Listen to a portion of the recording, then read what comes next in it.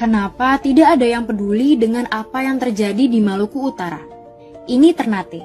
Dan lebih dari 250 km dari sana, ada pulau terpencil yang bernama Obi. Dan ini Desa Kawasi, desa tertua di Pulau Obi. Sebelahnya ada tambang nikel dan smelter. Sungai di desa ini tercemar limbah tambang dan air menjadi kotor. Jadi warga harus membeli air minum. Warga desa Kawasi diminta untuk relokasi ke Eco Village 5 km ke arah selatan. Biji nikel diambil dari tambang ini. Di sini juga ada tambang yang sebagian wilayahnya menjadi area reklamasi hutan. PT Megah Surya Pertiwi sudah operasi smelter nikel dari tahun 2015 dan sebelahnya ada PLTU. Ini mes karyawan dan ini pelabuhan kapal yang angkut nikelnya ke Cina dan negara lain. Pada tahun 2021, PT Halmahera Persada Legend membuka pabrik HPAL untuk memproduksi MHP, salah satu bahan baku baterai. Proses HPAL juga butuh banyak energi yang disuplai dari PLTU ini yang menggunakan batu bara, sumber energi terburuk untuk lingkungan. Setiap produksi 1 ton nikel menimbulkan 1,5 ton tailings, yaitu sejenis limbah HPAL. Jadi, lebih banyak limbah dibandingkan hasilnya. Rencananya, Harita Group mau buang tailings ke laut, 700 meter lepas pantai. Kata mereka, itu tidak berbahaya untuk lingkungan. Tapi pada tahun 2021, pemerintah berhenti mengeluarkan izin deep sea tailings placement. Harita Group belum mengungkapkan di mana tailings akan disimpan. Tapi, di foto satelit terbaru bisa dilihat area berwarna merah gelap dan pembangunan bendungan tailing di antara bukit ini sudah dimulai. Berdasarkan sumber ini, bisa dilihat lokasi untuk dry stacking dan tailing dam. Tapi, dry stacking agak sulit karena di iklim tropis sering hujan dan tailing akan bocor mengeluarkan cairan beracun, yaitu air asam maupun logam berat yang toksik.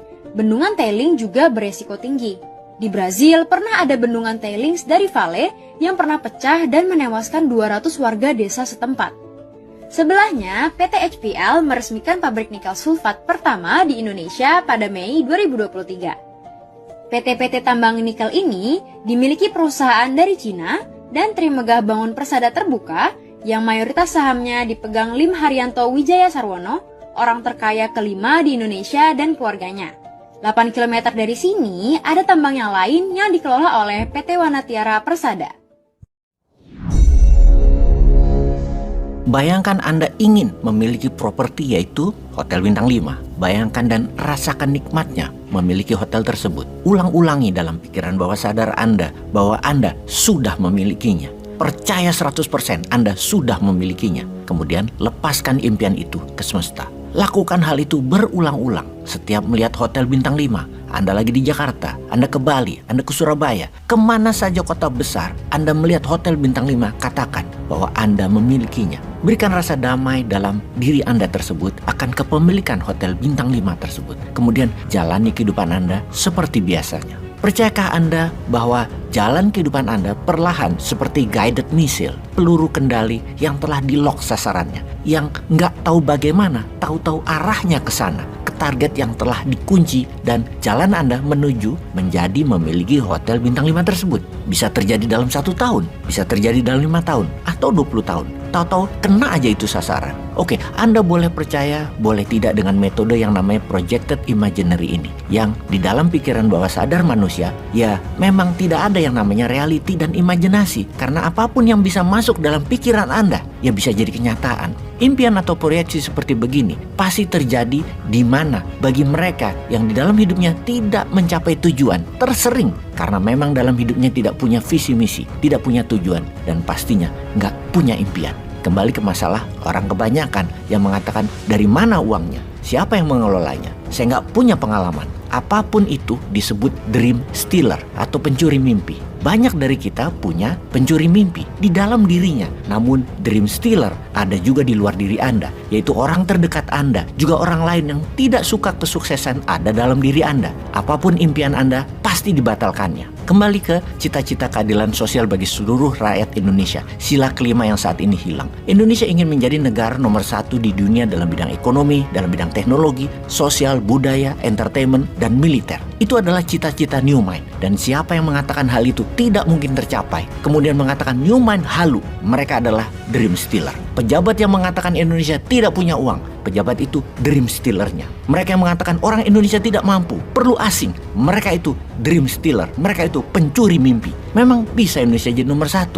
Apa senjata Indonesia untuk menjadi nomor 1 dalam bidang ekonomi? Maka kekuatan Indonesia adalah mineral di perut bumi, di bawah permukaan tanah Indonesia, yang semua mineral tersebut ada dalam kandungan Ibu Pertiwi Indonesia. Kemudian kita punya pasal 33 yang menyatakan kekayaan itu milik rakyat Indonesia. Untuk itu kita ingatkan bahwa selain pejabatnya pencuri mimpi, pejabatnya juga melanggar pasal 33 karena memberikan kekayaan Indonesia ke asing. Begini penjelasan pelanggarannya. Kalau Anda ingin punya hotel, maka Anda cari operatornya juga tentunya karena Anda kurang pengalaman. Maka hotel bintang 5 yang kita mau bangun, kita tenderkan pengelolaannya. Kita pilih Kempinski misalnya, atau Bulgari misalnya, atau Hyatt, atau St. Regis, apapun itu yang nanti jadi pengelola kita. Maka fee manajemen kira-kira 10% dari nilai investasi, dan setiap tahun mereka dapat 4-5% dari omset yang mereka buat untuk hotel kita. Bank atau funder mau membiayai karena kita punya aset plus hotel dan pengelolaan yang profesional. Mereka tidak memiliki aset kita, hotel operator tersebut. 100% hotel tersebut milik kita. Itulah pengejawantahan pasal 33 dalam tata kelola sumber daya alam Indonesia. Maksudnya begini, kalau kita mau tambang emas atau tambang nikel deh, lahan kita tuh 100% kita miliki. Mereka tadi operator yang kita bayar jasanya 10% dari nilai investasi. Bank manapun di dunia mau membiayai tentunya. Lalu operator tadi dapat 5% dari gross sales sebagai fee. Aset 100% milik Indonesia. Kalau sekarang pelanggarannya adalah asing tadi dikasih konsesi lahan yang mengandung nikel. Lalu mereka cari financing dengan menjaminkan aset konsesi tadi. Lalu ketika produksi Indonesia hanya dapat 10%. Kok kita yang punyanya dapat 10% dari pajak, paling top 15%? Kan itu dungu namanya. Ini pelanggaran pasal 33. Harusnya 100% tetap milik kita dan untungnya 80% tetap milik kita. Dasar dream stealer lu ah. Peace.